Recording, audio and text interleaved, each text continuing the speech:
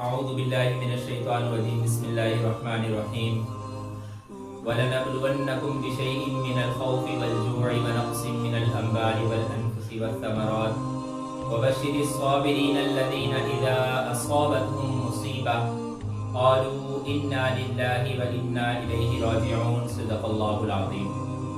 انتہائی معزز سامعین، دنیا میں رہتے ہوئے انسان کے اوپر مصیبتیں، پریشانیاں، کبھی خوشحالی کبھی بدحالی یہ آتی رہے۔ ایسا نہیں ہو سکتا کہ انسان خوشحال ہی رہے اور ایسا بھی نہیں ہے کہ انسان بدحال ہی رہے۔ جنت اللہ نے ایک ایسا مقام بنایا ہے کہ جہاں خوشحالی ہی خوشحالی ہے، خوشی ہی خوشی ہے، فراوانی ہی فراوانی ہے، فرحت ہی فرحت ہے۔ اور جہنم اللہ رب العزت نے ایک ایسا مقام بنایا کہ جو مقام بدحالی کا ہی ہے، تنگی کا ہی ہے، وہاں پہ سکون ہے ہی نہیں، وہاں عذابات ہی عذابات ہیں۔ لیکن دنیا جو مقام ہے، اس دنیا کے اندر دونوں قسم کے حالات آئیں گے، اچھے حالات بھی آئیں گے، برے حالات بھی آئیں گے۔ کبھی انسان خوشی بھی ہوگا، کبھی انسان غمگین بھی ہوگا۔ خوشی کے موقع پر اللہ رب العزت کا شکر ادا کرو، لَإِن شَكَرْتُمْ لَأَزِيدَنَّكُمْ۔ اگر تم اللہ کی نعمت کا شکر ادا کرو گے، اللہ اپنی نعمتوں کو تم پر بڑھا دیں گے۔ وَلَئِن كَفَرْتُمْ، لیکن اگر تم میری نعمت کی ناشکری کرو گے، ان عذابی لشدید، یاد رکھو میرا عذاب بڑا سخت ہے۔ میرے محترم بزرگوں دوستو، دنیا کے اندر آنے والی مصیبتیں اور پریشانیوں پر انسان کیسے فیصلہ کرے کہ یہ آیا اللہ رب العزت کی طرف سے آزمائش ہے یا اللہ رب العزت کی طرف سے عذاب ہے؟ ہم کسی پر مصیبت آتی ہے، ہم کہتے ہیں یہ اللہ کے عذاب میں مبتلا ہے، اور کوئی بندہ کہتا ہے کہ یہ آزمائش میں مبتلا ہے۔ اور یہ فیصلہ کیسے ہو سکے کہ آیا یہ اللہ کی طرف سے عذاب ہے یا اللہ رب العزت کی طرف سے آزمائش ہے؟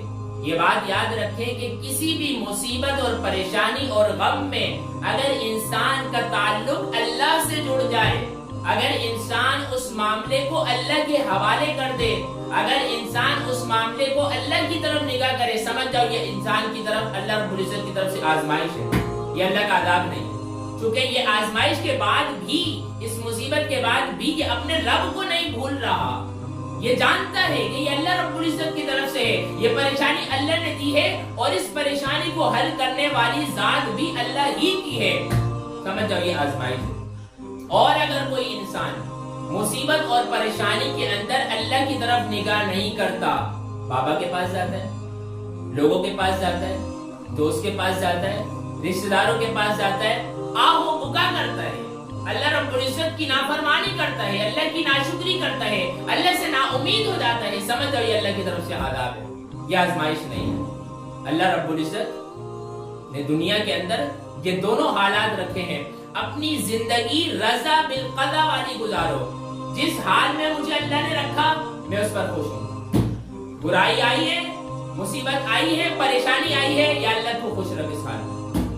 پریشانی اور مصیبت میں اللہ رب العزت کو یاد رکھ، رضا بالقضا، جو فیصلہ ہو گیا یا اللہ میں اس پر راضی ہوں۔ اللہ قرآن مجید میں فرماتے ہیں عسیٰ ان تحبوا شیئا وہو شر لکم۔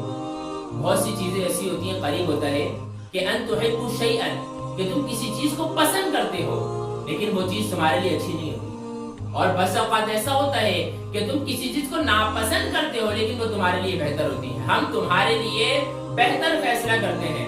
شداد کا واقعہ آپ نے سنا ہوگا کہ حضرت اسرائیل علیہ السلام سے اللہ رب العزت نے ایک مرتبہ پوچھا کہ اے اسرائیل، کیا کسی موقع پر کسی انسان کی روح قبض کرتے ہوئے آپ کو حیرانی ہوئی؟ اسرائیل علیہ السلام نے فرمایا اللہ، دو مقام میں مجھے بڑی پریشانی ہوئی، بڑی حیرانی ہوئی۔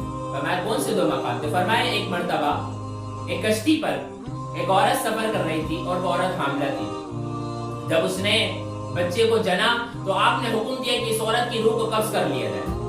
میں پریشان ہوا کہ اس کشتی میں، اس 20 سمندر کے اندر یہ بچہ بھی دنیا میں آیا ہے، اس کو پالنے والی اس کی ماں ہے، اس کی پرورش کرنے والی اس کی ماں ہے، 20 سمندر میں کوئی پالنے والا نہیں، اس بچے کو کون پالے گا؟ مجھے بڑی حیرانی ہوئی۔ فرمایا دوسرا وہ مقام تھا کہ دنیا کے اندر ایک انسان شداد نامی شخص نے دنیا میں جنت بنائی تھی اپنے تصور سے، دنیا میں تو کوئی بنا ہی نہیں سکتا، لیکن اس نے جنت کی نعمتوں کو سن کر دنیا میں جنت بنانے کی کوشش کی، لیکن جب وہ جنت پوری بنا چکا تھا اور اس نے پہلا قدم رکھنا تھا، آپ نے فرمایا اس کی روح قبض کر دو۔ مجھے بڑی حیرانی ہوئی کہ اتنی بڑی جنت بنانے کے بعد وہ اپنی جنت میں نہیں جا سکا۔ اللہ نے فرمایا اسرائیل جانتے ہو کہ وہ شخص شداد کون تھا؟ فرمایا یہ وہی بچہ تھا جو 20 سمندر میں پڑا ہوا تھا، تم نے سوچا اس کی پرورش کون کرے گا؟ آج ہم نے اس کو بادشاہ بنایا، دنیا میں جنت بنا دیا۔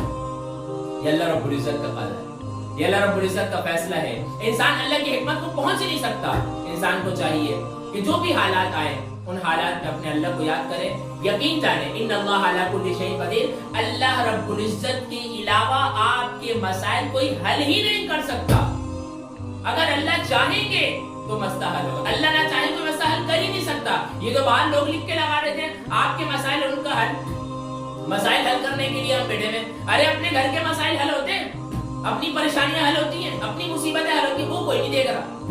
نجومی بیٹھے ہوئے، ہاتھ پڑھنے والے، ہاتھ کی لکیر پڑھنے والے بیٹھے ہوئے، ارے اس سے پوچھو تیرے ساتھ کل کیا ہوگا، تو یہ بتا مجھے کہ تیرے ساتھ کل کیا ہونے والا ہے۔ اس کو اپنے بارے میں پتہ نہیں، دنیا کی قسمت کے بارے میں بتا رہا ہے کل آپ کے ساتھ یہ ہوگا، مہینوں بعد یہ ہوگا۔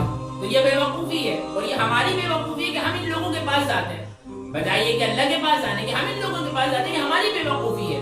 اللہ نے اپنا در کھول کے رکھا ہے، جتنا بھی گناہ ہو اللہ فرماتے ہیں یا عبادی الذین اسرفوا علی انفسہم لا تقنطوا من رحمت اللہ، تم گناہوں کے پہاڑ اپنے سر پر لے کر آؤ۔ اللہ کی نعمت سے نا امید نہ ہونا، اللہ کی نعمت سے نا امید ہونا یہ انسان کی انتہائی ایمان کی کمزوری کی علامت ہے۔ اللہ سے دعا ہے کہ اللہ رب العزت اپنے تمام مسائل میں اپنے آپ سے یعنی اللہ رب العزت حل کرانے کی توفیق عطا فرمائے۔ وآخر دعوانا ان الحمد للہ رب العالمین۔